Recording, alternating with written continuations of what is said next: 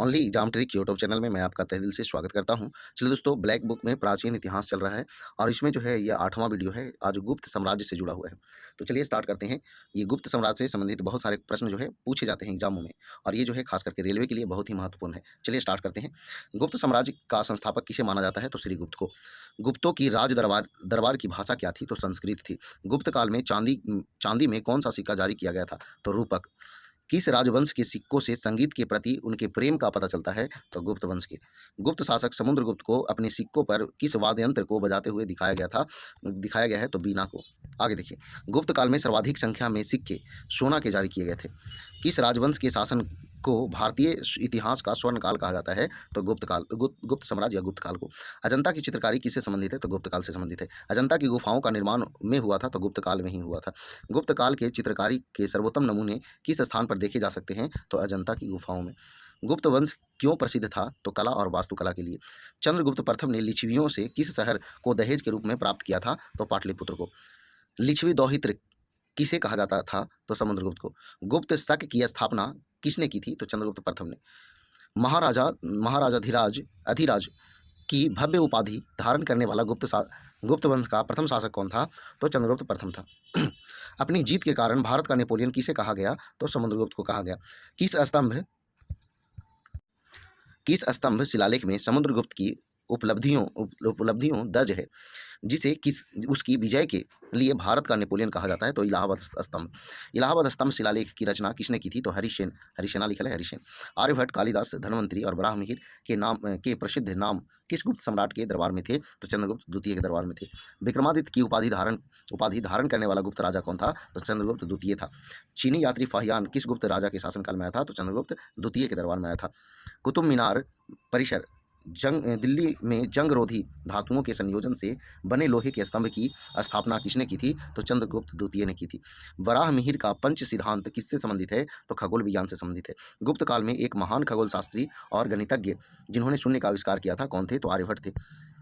आयुर्वेद के चिकित्सकों द्वारा चिकित्सा के देवता के रूप में किसे सम्मानित किया गया है? तो ये धन्वंतरी को सम्मानित किया गया। कौन सा साहित्यिक कार्य शास्त्रीय सांस्कृतिक साहित्य से संबंधित है? तो मेघदूतम। किस गुप्त राजा ने हुनों को भारत पर आक्रमण करने से रोका? तो स्कंदगुप्त। सबसे पुराना विश्वविद्यालय कौन सा था? तो नालंदा विश्वविद्यालय था। गुप्त काल के बाद कौन सा विश्वविद्यालय प्रसिद्ध हुआ? तो नालंदा विश्वविद्यालय प्रसिद्ध हुआ। नालंदा विश्वविद्यालय भारत के किस राज्य में है? तो बिहार में है। पंचतंत्र की कहानियों का संकलन किसने किया? तो विष्णु शर्मा ने किया। एक गुप्त शासक था? तो विक्रमादित्य एक गुप्त शासक था, ऑप्शन पर चलेगा। महान भारतीय कवि और नाटककार महाकवि कालिदास ने कौन सी पुस्तकें लिखी? तो अभिज्ञान शाकुंतलम, रघुवंशम, मेघदूतम, विक्रमोर्वशीय, कुमार संभव, ये सारे पुस्तक लिखे। मालविकाग्नि मित्रम के लेखक कौन है? तो कालिदास हैं। आगे देखिएगा, राज्य कला, आर्थिक नीति और सैन्य राजनीति के पर एक प्राचीन भारतीय ग्रंथ है जिसे संस्कृत में लिखा गया था। कौटिल्य को पारंपरिक रूप से इसके लेखक के रूप में श्रेय दिया जाता है। तो ये अर्थशास्त्र। सबसे पहले पीआई के मान की गणना किसने की थी? तो आर्यभट्ट ने की थी। वराहमिहिर ने कौन सी पुस्तक लिखी थी? तो बृहत संहिता। कौटिल्य किनके प्रधानमंत्री थे? चंद्रगुप्त मौर्य के। गुप्त काल के दौरान सोने के सिक्कों को क्या कहा जाता था? तो दिनार कहा जाता था। कौन सा राजा समुद्रगुप्त के दरबारी कवि और मंत्री थे? तो हरिसेन थे।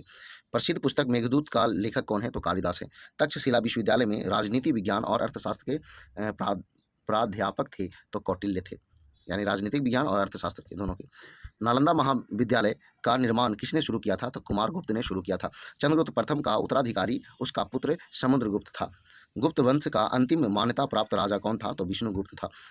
विक्रमादित्य के दरबार में नवरत्न का हिस्सा कौन नहीं था? तो सूरदास उसमें नहीं थे। गुप्त काल में कौन सी वस्तु निर्यात योग्य नहीं थी? तो टीन जो है निर्यात योग्य नहीं थी। सुल्तानगंज बिहार में भागलपुर के पास में खोजी गई गौतम बुद्ध की विशाल प्रतिमा किस काल की है? तो गुप्त काल की है। ब्रह्मगुप्त ने किसको संदर्भित करने के लिए कुट्टाखा कुट्टाखा और कुट्टाका गणिता शब्दों का इस्तेमाल किया? तो बीज गणित। प्रसिद्ध गुप्त काल दशावतार मंदिर जिसे उत्तर भारत में सबसे पहले पंचायतन मंदिरों में से एक के रूप में मान्यता प्राप्त है, कहाँ स्थित है? तो देवगढ़ में स्थित है। गुप्त शासकों ने नामक एक जुर्माना लगाया जो हल के मालिक द्वारा प्रत्येक किसान द्वारा भुगतान किया जाने वाला हलकर था। तो हलीवाकर। तो चलिए दोस्तों, ये जो है 51 प्रश्न से थे गुप्त वंश से जुड़े हुए। सभी प्रश्न जो है इंपॉर्टेंट है आगामी एग्जामों के लिए। तो चलिए, वीडियो पसंद आया तो वीडियो को लाइक करें, दोस्तों के साथ शेयर करें। तो आज बस इतना ही। जय हिंद, जय भारत, वंदे मातरम।